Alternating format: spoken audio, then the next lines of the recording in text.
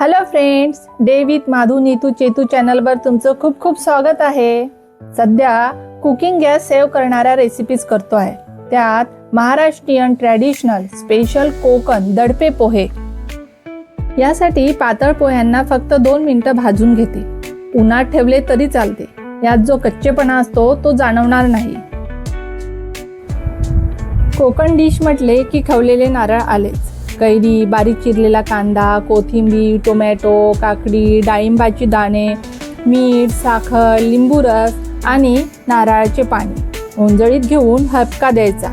इथे आपल्याला पोह्यांना ओले करायचे नाही तर ओलसर करायचे आहे.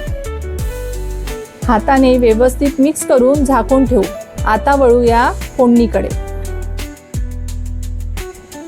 तेलात मोहरी तडतडली की त्यात जिरे, शेंगदाणे घालून परतून घेऊ. लालसर झाले की त्यात हिंग, मिरची, कढीपत्ता घातलेली गरम फोडणी पोह्यावर घालून पोहे दडपून ठेवू. असे पोहे दडपून ठेवल्याने फोडणीचा ॲरोमा, सुगंध आणि काकडी, कांदा, ओलं नारळ याचा रस पोह्यात मुरतो. यानेच तर पोहे छान टेस्टी बनते. थोडे गार्निशिंग करून सर्व करायची. ही स्ट्रीट स्टाईल झाली.